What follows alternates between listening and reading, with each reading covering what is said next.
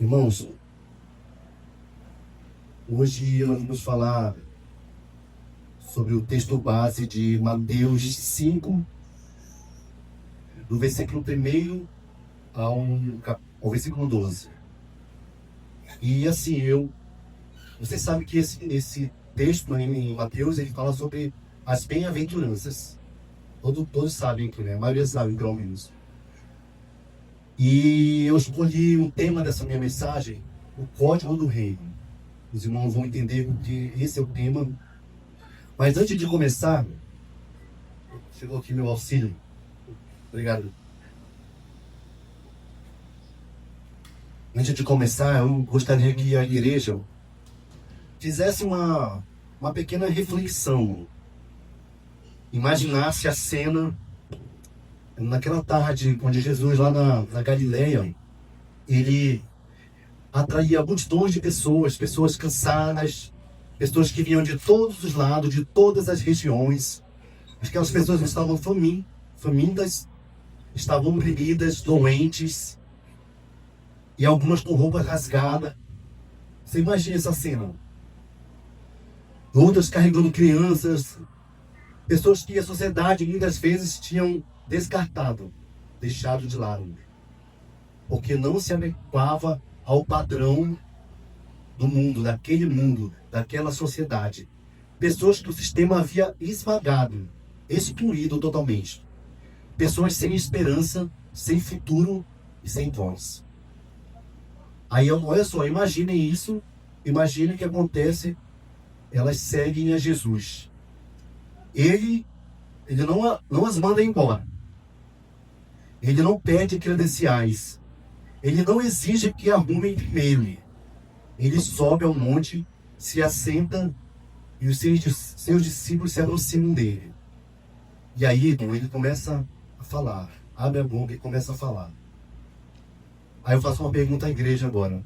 O que você esperaria que Jesus ensinasse nesse momento para essas pessoas?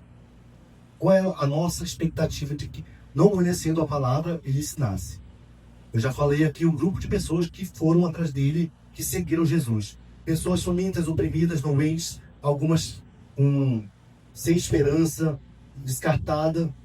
Aí Jesus vai ensinar o quê? Talvez uma estratégia de crescimento, um plano de batalha espiritual, uma lista de regras religiosas. Para quem sabe, naquela época, os fariseus, os escribas, eles eram doutores da lei. Mas eles só cobravam aquela questão do fanatismo, a lei à risca. Eles não conheciam a graça de Jesus. Eles não entendiam qual foi o objetivo de Jesus nascer, se tornar carne e sofrer por nós. Eles não entendiam. Eles esperavam uma outra pessoa. Então, eles esperavam o quê? Uma resposta imediata para os seus problemas. Mas não, Jesus começa revelando algo muito mais profundo, irmãos. Muito mais revolucionário. Muitos teólogos, eles consideram o Sermão do Monte como a ética do reino. A ética do reino. Grave bem esse termo. A ética do reino dos céus. E daí eu direi o tema da mensagem. O código do reino. E o que ele diz vai contra tudo que o mundo ensina.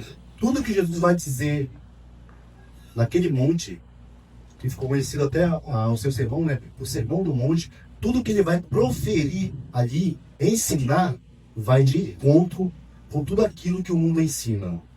O mundo valoriza o forte, o rico, o poderoso, aquele que tem atitude, aquele que revida, aquele que nunca demonstra fraqueza.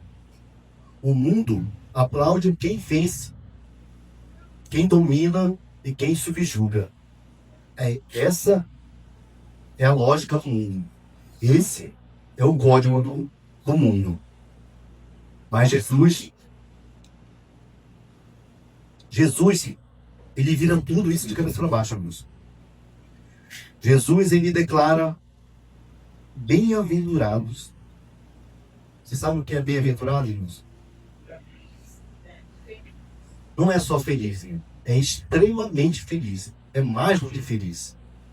Então Jesus declara, bem-aventurado. Aí ele começa ali, né? E eu quero ler com a igreja esse texto junto. Gostaria que o irmão colocasse na tela aí Mateus 5,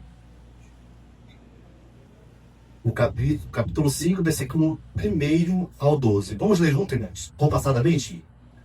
Ao ver as multidões,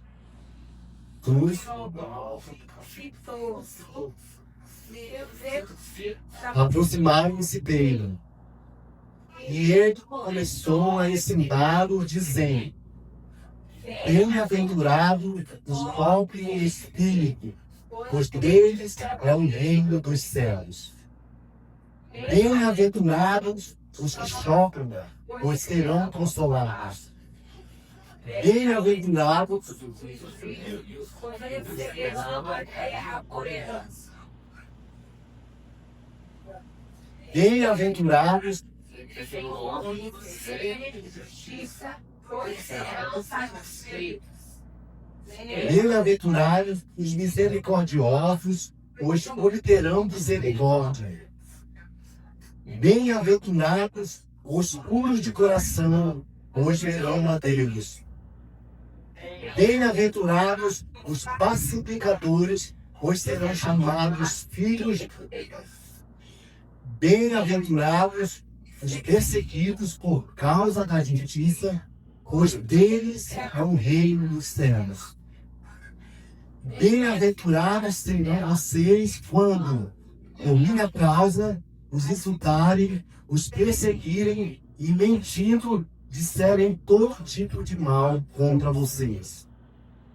Alegrem-se e regozijem-se, porque grande é a sua recompensa nos céus, pois da mesma forma perseguiram os profetas que viveram antes de vocês.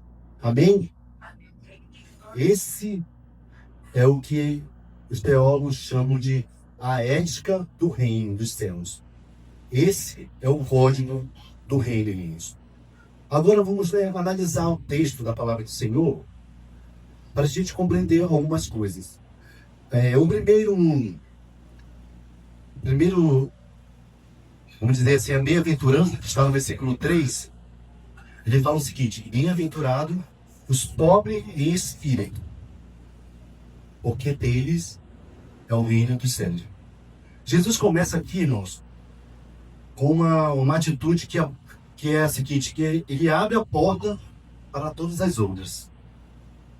Ser pobre em espírito não é ser deprimido. Vamos esclarecer isso aqui.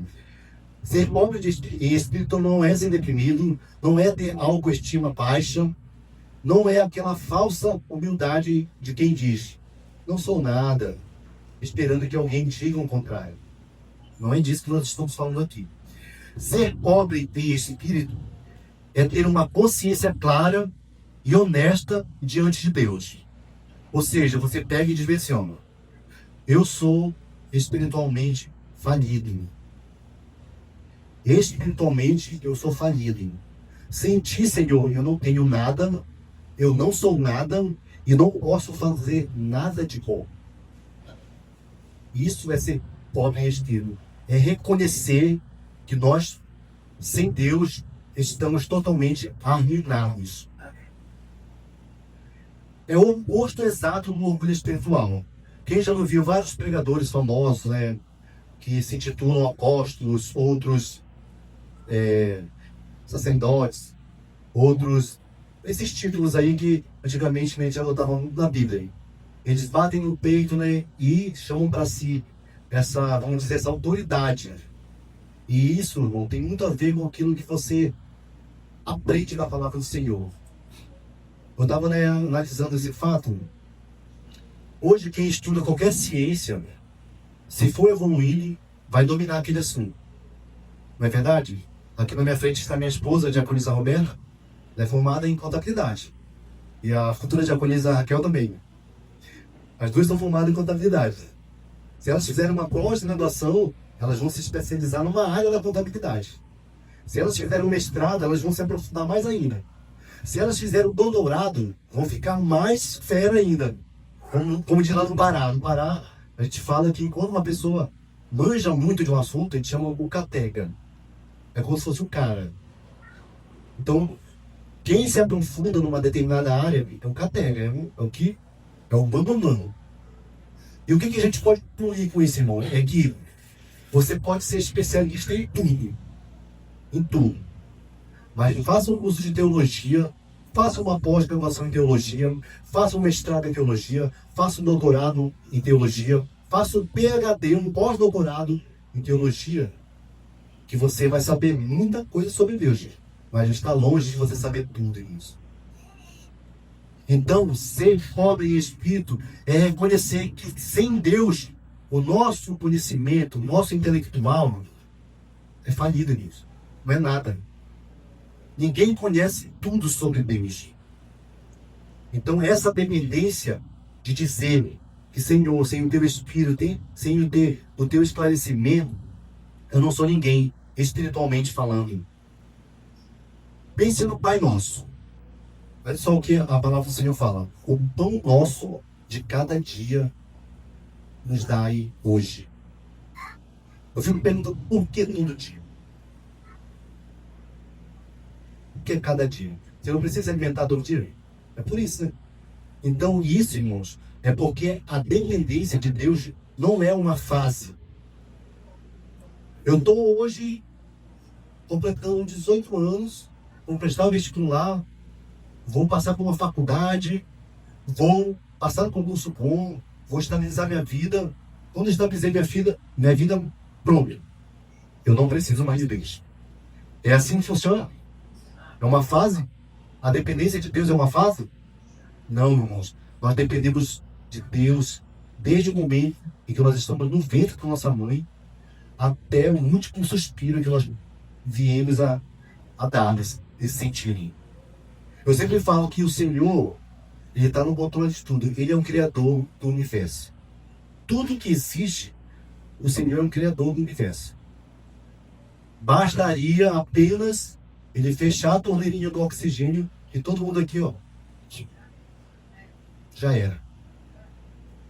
Então, irmão, a dependência do nosso Senhor é um estilo de vida, é para sempre. Agora ouça a promessa que Jesus liga a essa condição.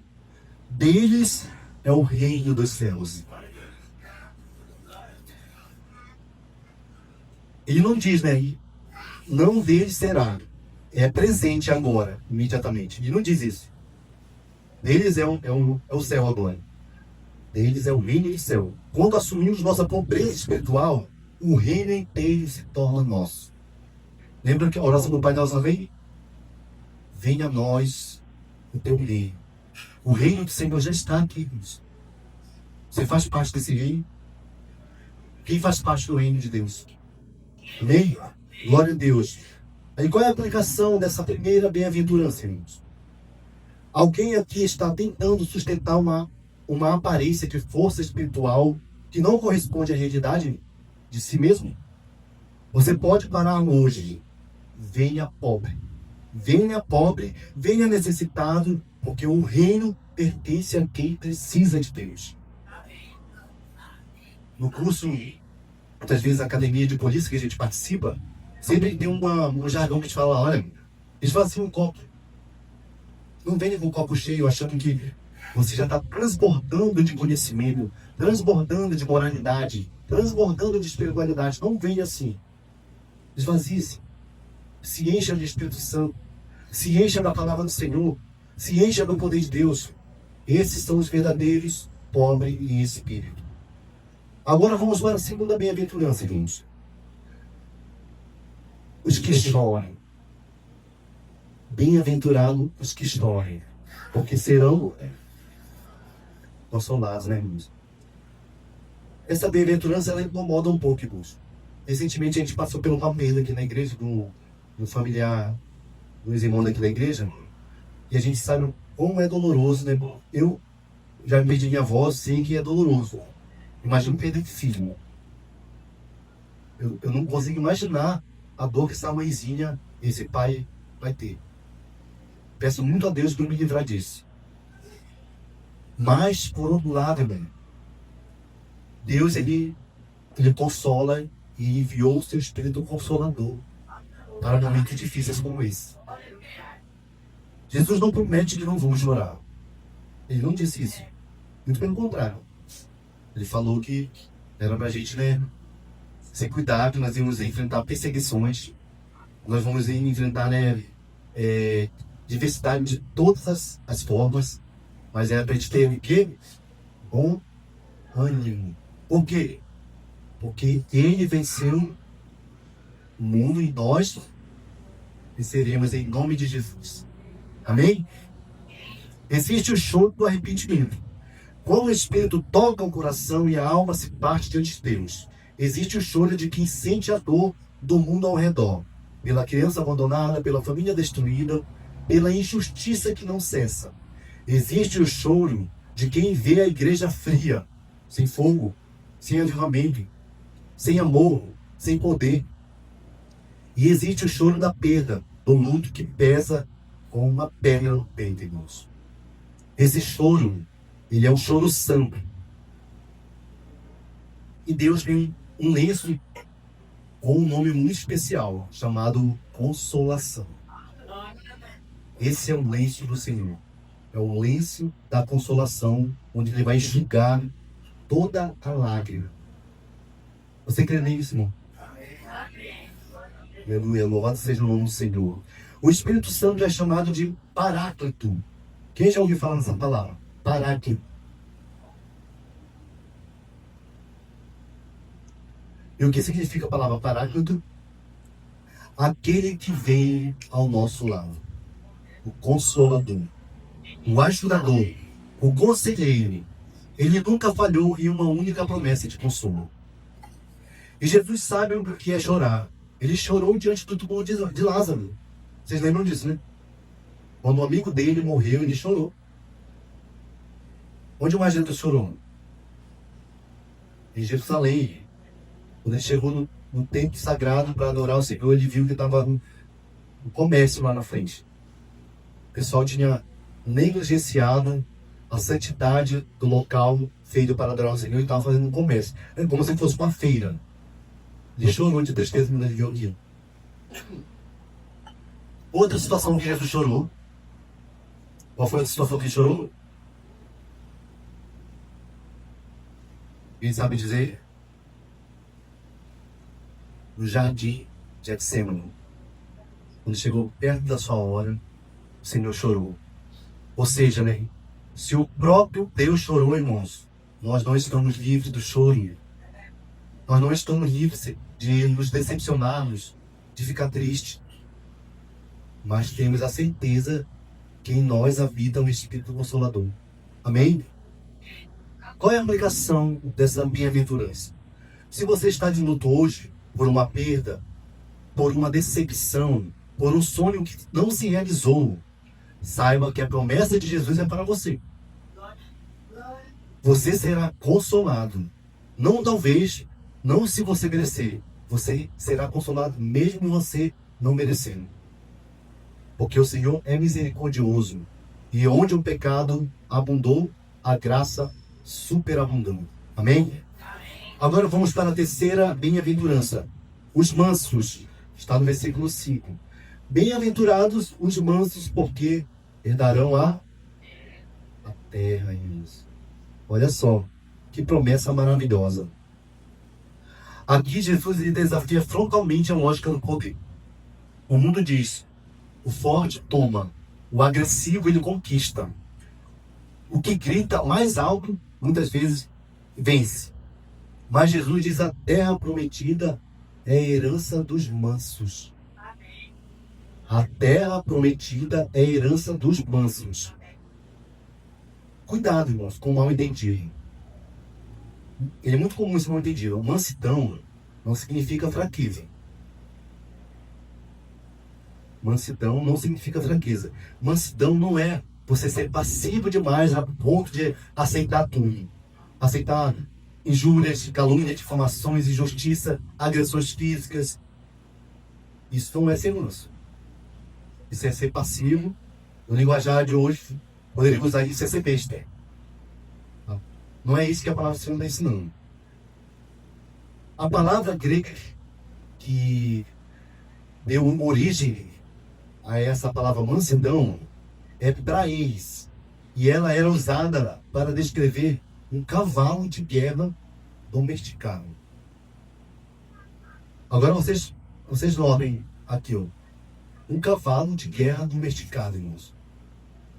O animal tem toda a força, esse cavalo tem muita força. Tem muito poder, tem toda a capacidade de destruição. Alguém já viu um ditado aqui, quando as coisas estão muito difíceis, o tumulto está muito grande, a baderna está muito grande no meio da sociedade, e a gente fala assim, ó, chegou a cavalaria. Por que esse termo? Porque quando chega a cavalaria, é para resolver. Ninguém fica na frente. Então, esse era o termo usado. Né? Mansidão é o oposto, irmão, de passividade. E o que quer dizer mansidão no contexto das bem-aventuranças? Mansidão é a força sob controle, irmãos. Você tem força, mas você controla ela para não usar. Não há necessidade de você toda agressão, toda, vamos dizer, toda injúria de informação, você querer bater, você querer ser mais e ultrapassar os limites e acabar caindo no pecado. Então, mansidão é força sob controle, é o poder submetido à autoridade de Deus. Isso sim é mansidão. Moisés, ele é descrito na Bíblia, irmão, como o homem mais manso da terra. Mas vocês já viram, né? Já leram sobre os feitos de Moisés, né? Ele apenas enfrentou um faraó. Apenas isso. Ele apenas tirou uma multidão da escravidão, atravessou o Mar Vermelho. Ele apenas conduziu o povo por 40 anos no deserto, formou um exército, liderou, venceu muitas guerras, e ele foi considerado o homem mais manso escrito na Bíblia. Agora, o próprio Jesus, irmão, eu pergunto para vocês, Jesus era esquentado ou ele era manso? Manso, né? Olha só, é interessante isso aqui, ó. Jesus, ele era manso. E não havia e nem há um ser mais poderoso que ele. Para você ver, né, que mansidão não quer dizer a pessoa ser fraca, humilde, sem poder algum. O próprio Jesus é o Deus, todo o poder pertence a Jesus, e ele foi manso. Alguém pode imaginar se Jesus fosse um cara arrogante e usasse seu poder? Ali na cruz, quando ele estava sendo crucificado, ele poderia chamar o quê? Uma legião de anjos para tirar ali, matar todo mundo. E muita gente não sabe lidar com o poder, não sabe ser manso. Tem gente que tem dinheiro e poder, que quer ultrapassar a esfera do bom senso e da justiça, e não é uma pessoa mansa. E qual é a aplicação dessa terceira bem-aventurança? Você não precisa ser o mais alto. Você não precisa ser o mais agressivo, o mais imponente para herdar o que Deus tem para você. A herança do reino pertence aos que aprenderam a se dobrar diante de Deus. Aos mansos. Vamos para a quarta bem-aventurança. Os que têm fome e sede de justiça. Bem-aventurado os que têm fome e sede de justiça, porque eles serão saciados. Eu acho interessante essa tradução, saciados. Quem aqui já passou fome na vida aqui? Fome mesmo, de doer barriga. Só eu, Minas? Levante a mão, que passou fome. Irmãos, eu sempre conto uma história aqui, eu não vou me alongar muito, porque o senhor já está muito avançado. Mas quando eu cheguei aqui em Boa Vista, eu passava tão fome. Que tinha semana que passava a semana toda comendo manga em caju. É só o que tem em Boa Vista é manga em caju. Mas eu sei que fome dói. Fome dói, ó. Então, essa bem-aventurança, ela retrata a condição de uma pessoa que está sedento, que está com muita fome de justiça, muita sede de justiça, irmãos. Aí eu pergunto, nesse mundo aqui, no código desse mundo, acontecem injustiças? Muitas, né, irmãos? Um dia desse eu vi um homem sendo condenado porque ele financiou com R$ 500 uma manifestação. E a pessoa que condenou ele está envolvido no caso do Bando Master, onde a sua esposa pegou 159 milhões. Olha só de vez, R$ 500 para ajudar as pessoas a pegarem um ônibus para ir para manifestação. E essa pessoa que condenou, a sua esposa, está envolvida no caso do Bando Master, que vocês sabem o escândalo que tá tendo aí na mídia, né? Onde pegou 159 milhões. Eu pergunto, irmão, é justo aplicar uma pena de quase 20 anos a uma pessoa que contribuiu R$ 500? É justo isso, irmãos? Em sua sã consciência, quem é o louco que vai fazer isso aí, irmãos? Mas é sobre essa injustiça que nós temos que ter fome e sede de justiça. Agora, uma coisa é fato. Não espere esse mundo uma justiça perfeita. Porque não tem. A justiça perfeita só vai ser encontrada no próprio Deus, irmãos. Amém? Jesus usa aqui as duas sensações físicas mais intensas que o corpo humano conhece: fome e sede. Há uma vontade casual. Não é. É uma vontade, é um interesse esporádico. Também não é. O que é então você ter fome e sede de justiça? É uma necessidade urgente que consome que não deixa você em paz.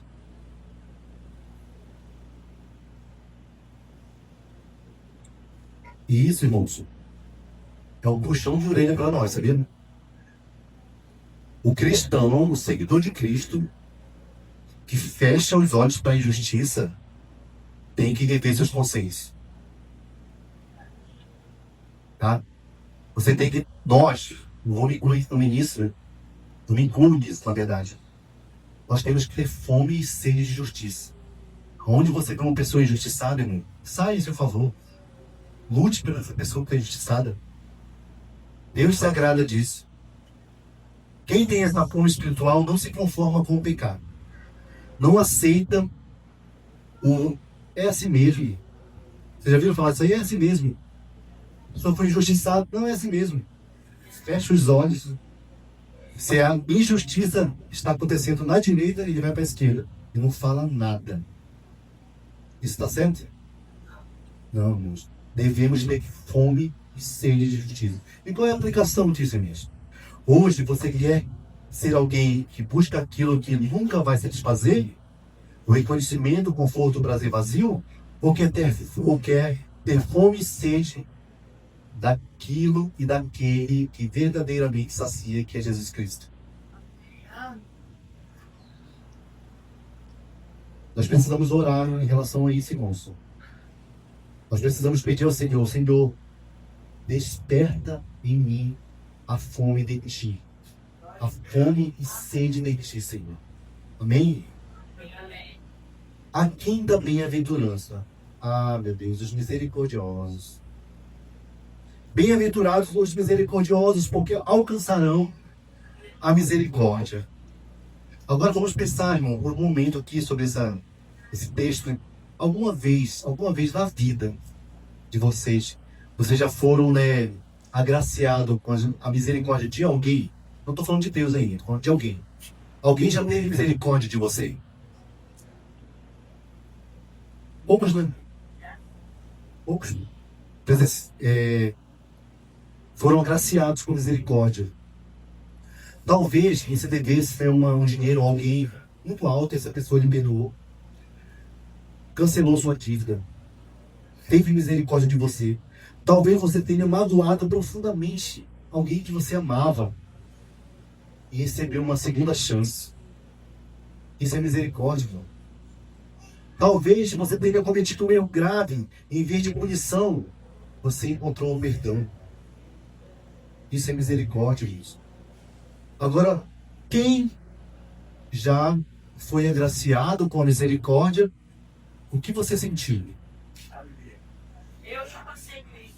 O que você sentiu, japonês? Fiquei muito feliz. Muito feliz, né? Alegria, né?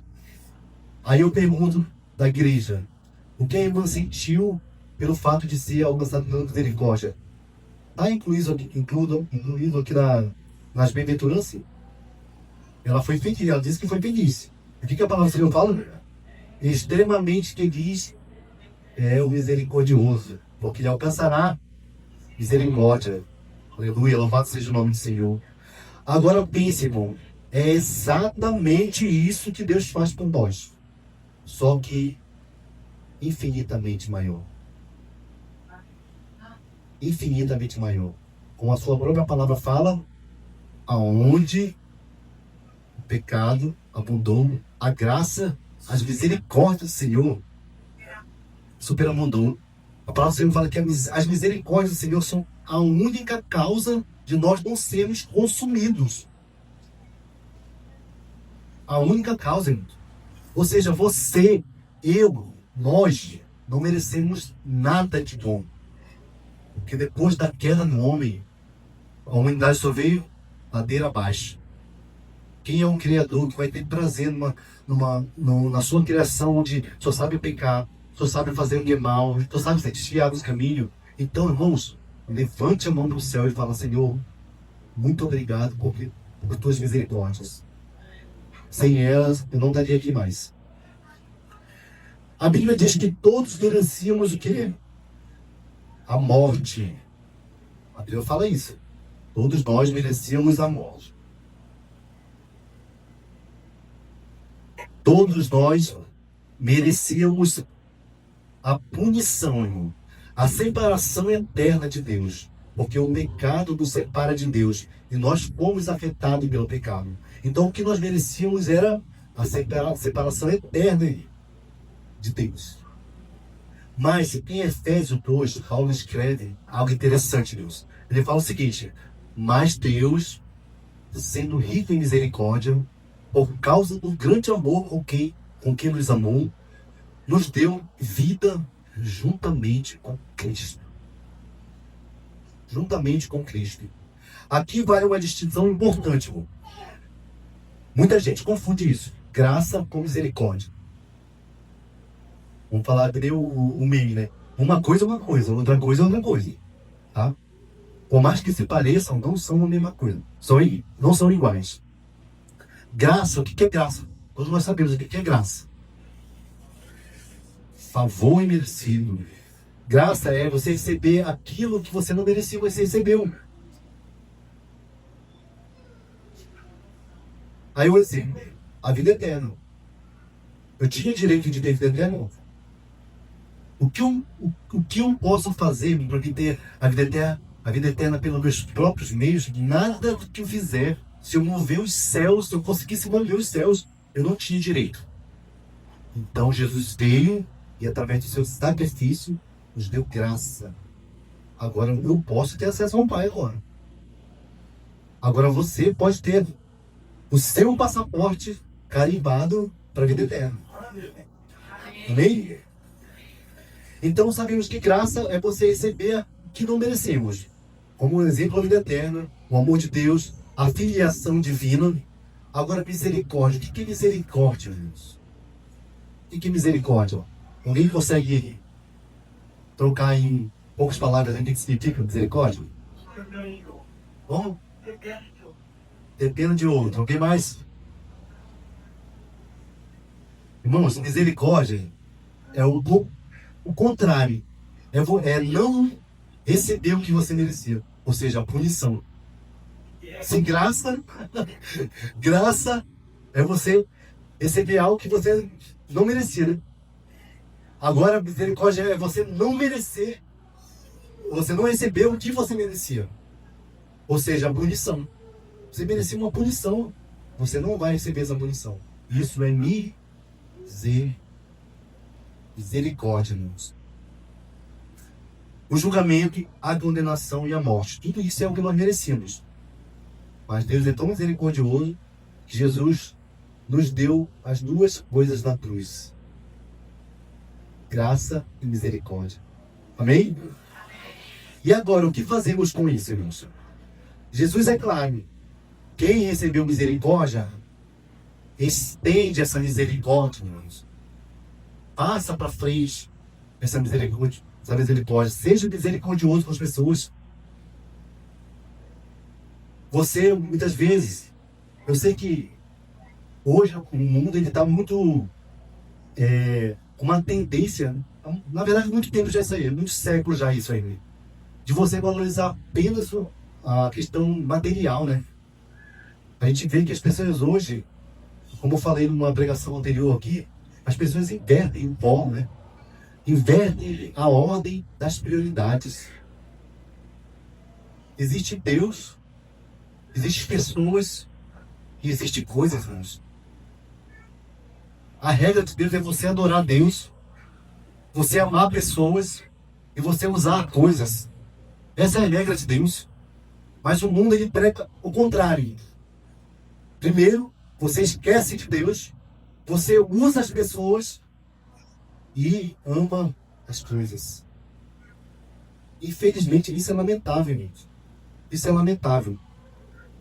Então, nós devemos estender essa misericórdia. Jesus, é claro, quando ele fala, né, que é para estender essa misericórdia. Não porque é fácil. Não porque é fácil. Porque, na verdade, não é. Muitas vezes, ser misericordioso. Não é. Não porque o outro merece, e não, talvez até mereça. Mas nós vamos praticar misericórdia porque nós fomos transformados por uma misericórdia.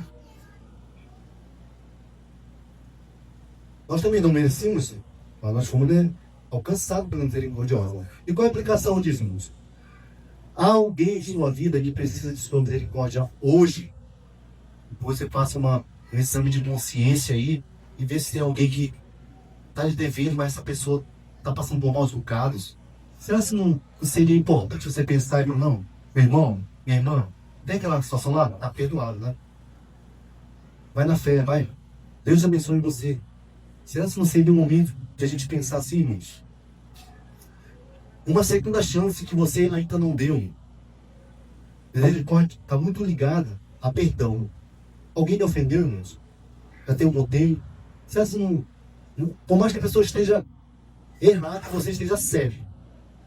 Você está certo. Você foi ofendido, tal, você está magoado. Mas dê um braço a torcer. Será que não dá para você ir lá e liberar o perdão? Vamos pensar nisso, irmãos. E o que impede a gente de fazer isso, irmãos? Muitas vezes, né, irmão? É o egoísmo em si, muitas vezes. Mas às vezes é essa conexão com o código do reino. O Senhor disse esse código que Ele colocou para a gente, que é para a gente viver de acordo com eles. Como eu comecei a mensagem, o mundo ele prega diferente. O mundo ali é mais forte, quem tem mais poder que ganha, quem tem mais força que bate, né? É assim que é a lei do mundo. Mas o código do reino é diferente. Vamos para a sexta bem-aventurança. Está acabando já isso. Os limpos de coração. Os limpos de coração. Bem-aventurados os limpos de coração, porque verão a Deus. Olha só que maravilha, irmão. Que promessa. Verão a Deus. Vocês ouviram direito? Não é ouvirão sobre Deus. Não é saberão sobre Deus. É o quê? Verão a Deus. Até hoje, na Bíblia, vocês conhecem alguma pessoa, algum profeta que viu Deus? Vocês conhecem? Se vocês conhecem, eu te conheço. Por quê? Porque isso é uma promessa, irmãos. Isso é uma promessa de quem é o quê? A bem-aventurança? Limpo de coração, irmãos. Tem até uns teólogos que falam, e aí é uma coisa que nós temos que refletir, né? Não posso dizer se é verdade ou se estão certo ou errado, é que isso tem a ver com o grau de pureza do teu coração quando tu chega lá. Diz que tem uns que vão ver Deus, outros vão ver. Não vão ver. Eu não acredito nisso. Ele requeria um estudo mais aprofundado. Mas existe para tudo, né, irmãos? O que a palavra do Senhor fala é que é uma promessa de que somos puros e limpos de coração. Isso é, Deus garante. O próprio Jesus falou isso, né? Aí vem a pergunta, mas o que é um coração limpo? O que é puro de coração limpo? É o coração perfeito? Sem pecado? Que nunca errou? Não, né, irmãos? Porque nenhum de nós chegaria lá. Se fosse assim, nenhum de nós aqui é puro e limpo de coração. Limpo de coração é um coração purificado pelo sangue de Jesus e guardado pelo Espírito Santo. Isso é ser limpo de coração. É um coração que não tem agenda dupla diante de Deus.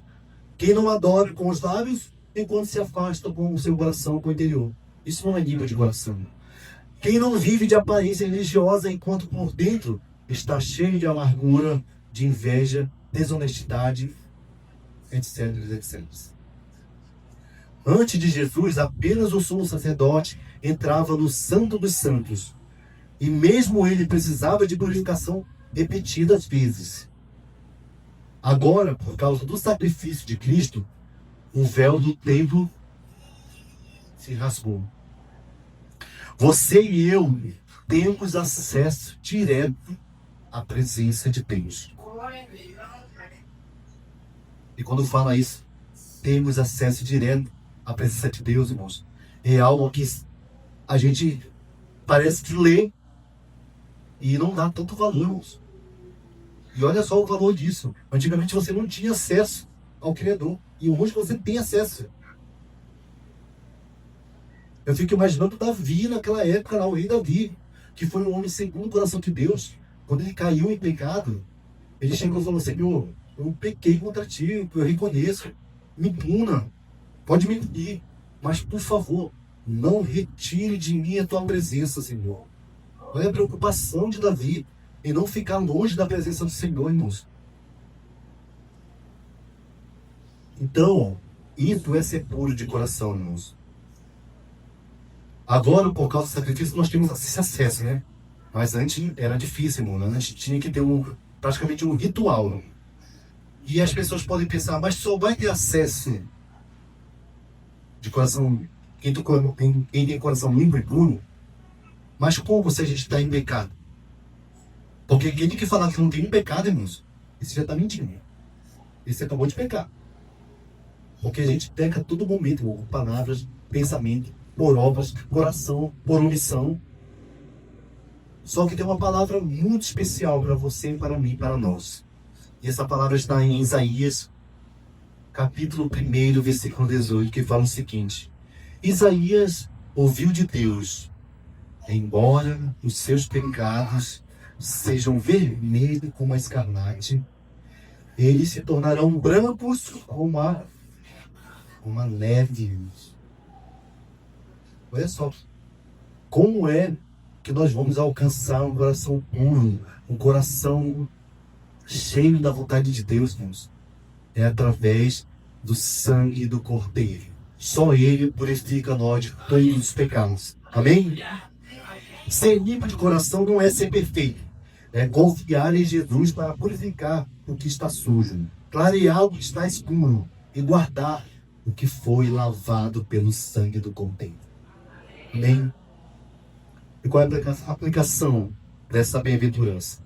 O que está embaçando a sua visão de Deus hoje? O que está deixando a sua visão de Deus meio turva, meio obscura? Que área do seu coração ainda precisa ser entregue a Ele? Isso aí é um autoexame que nós devemos fazer. Mas uma coisa a gente pode, deixar cravado esse ponto aqui. Não adie essa conversa para amanhã. Coloque hoje essa conversa nas suas orações. Peça: Senhor, limpa meu coração. Sonda-me meu interior. Vê se há algum caminho mau, como diz o próprio Salmos. Sonda-me. Vocês sabem, né, que o coração do homem ele é enganoso, né? Você sabe disso, né? Muitas vezes, irmãos, nem nós conhecemos o nosso coração. Nem nós conhecemos. Só Deus conhece exatamente nosso coração, porque foi Ele que nos fez, irmãos. Ele sabe de todo o seu DNA, a sua genética, as suas vontades, os seus pensamentos. A palavra do Senhor fala que a palavra ainda não me chegou à boca, mas o Senhor já conhece a todas. Então só o Senhor pode sondar nosso coração e cabe a nós pedir que o Senhor arranque de lá tudo que não é da sua vontade. Amém? Os pacificadores. Bem-aventurados pacificadores, porque serão chamados filhos de Deus. Agora vamos só fazer uma atenção aqui. Jesus não disse bem-aventurados os que evitam o conflito. Ele não falou isso não. Esse não é o pacificador bíblico. Esse é simplesmente o passivo, o omisso, o medroso, o covarde, o que não quer problema. O pacificador bíblico, ele é ativo nisso. E o que isso significa? Significa dizer que você tem que construir mais pontes do que abismo. Tem gente que, quando vê uma confusão, um problema, que em vez de lhe ajudar para encerrar ali, ele faz aumentar mais. E nós, como cristãos, seguindo o exemplo de Cristo, nós devemos ser o quê? Mediador de conflito, pacificadores.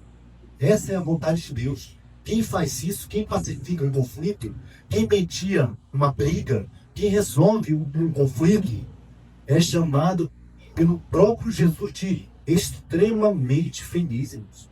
É bem-aventurado essa pessoa. E qual é a aplicação disso? É uma recompensa. Na verdade, qual é a recompensa? Serão chamados o quê? Filhos de Deus. Eu falei o quê? Filhos. Eu falei servos de Deus. Eu falei seguidor de Deus. Não, eu falei filhos de Deus, irmãos. Olha que privilégio isso, irmãos. Ser chamado filho de Deus. Ele é o Deus que reconcilia. Jesus é o Deus que restaura, que faz as pazes com a humanidade. O próprio Deus faz as pazes com a humanidade ao ponto de entregar o seu Filho. Então, nós podemos afirmar nesta noite que o nosso Deus é um Deus pacificador. Amém? Agora vamos para a última, que diz o seguinte: os perseguidos por causa da justiça. Bem-aventurados os perseguidos por causa da justiça, porque deles é o reino dos céus. Aí ele continua: alegrem-se e exultem, porque grande é o galardão de vocês nos céus. Jesus, ele termina aqui esse código de ética e conduta, esse código do reino. Ele fecha esse código com essa atitude que ninguém escolheria para si. Mas ouça o que Jesus está dizendo: a perseguição não é um sinal de fracasso. É sinal que estamos nos parecendo mais com Jesus. Eu pergunto: Jesus foi perseguido?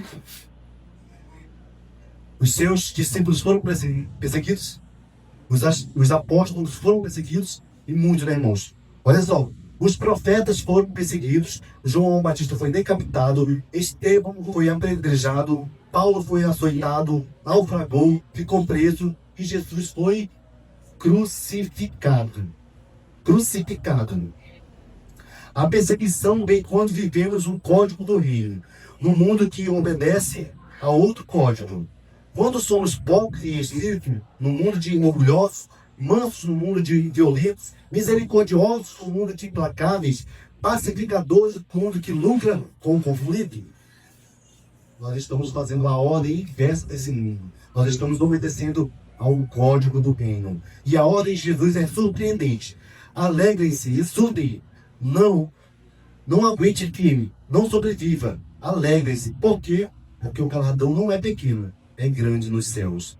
E concluindo, irmãos, Amados irmãos e irmãs, esse sermão no monte, essas bem-aventuranças, é o nosso código do rei.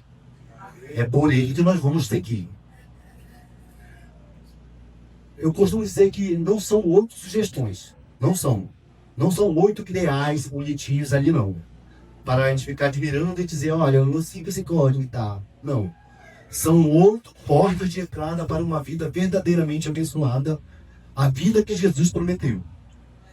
Agora, antes que alguém pense, é muito fácil seguir esse código? É fácil. É fácil. E aí? É fácil? Não, né? Você já pensou se você perseguindo como foi os discípulos apóstolos? Mas eu tenho algo de grandioso para falar para você essa noite aqui. Ó. Jesus, ele não apenas ensinou esse código lá no monte, lá na Galileia. Ele viveu cada uma dessas bem-aventuranças de forma perfeita. E fez isso na cruz por nós. Só para finalizar, de fato, agora, ó, pobre em espírito, que foi a primeira. Na cruz, ele disse, Pai, nas tuas mãos entregue o meu espírito. Na cruz, ele entregou tudo, irmãos. Sem se reservar de nada. Ele falou, ó, tudo. Eu entrego o espírito. Jesus chorou. Vimos no começo, né? Jesus chorou por Jerusalém. Chorou por seu amigo Lázaro. Chorou no Getsemane. Bem-aventurados que choram, que serão consolados. Jesus foi manso. Foi levado o cordeiro ao matadouro sem abrir a boca para se defender. Jesus foi manso. Jesus sentiu fome e sede de justiça. O que ele falou lá na cruz? Tenho sede. Nas suas palavras finais, ecoava a sede de cumprir toda a justiça de Deus por nós.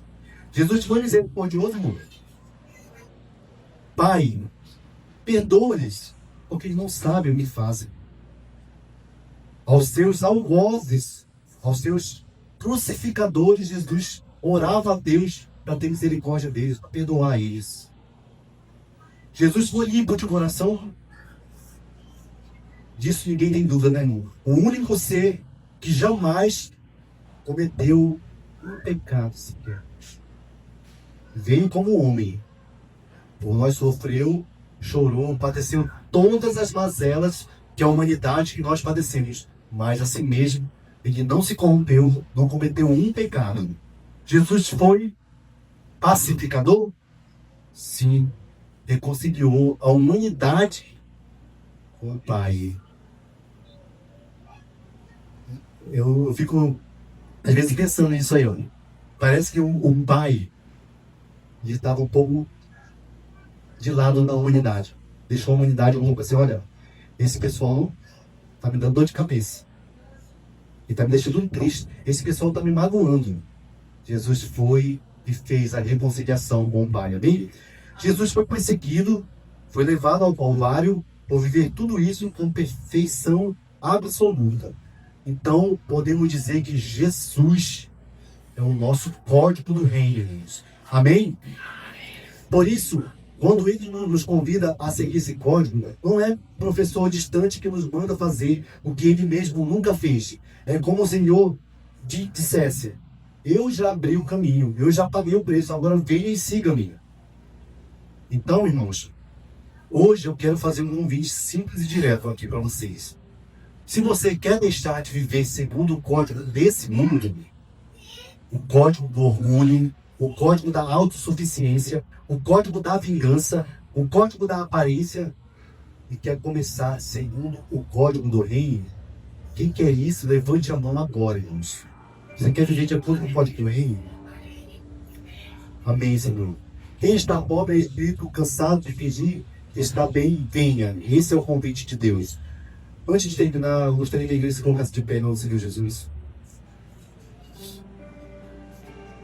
Você vai orar comigo agora, mas é uma oração guiada. Vamos dizer que é uma oração guiada. Você vai repetir comigo. Vamos lá? Pai, Grava esse código no meu coração. Não como obrigação religiosa, mas como fruto de um coração apaixonado pelo teu reino. Que não sejamos apenas ouvintes,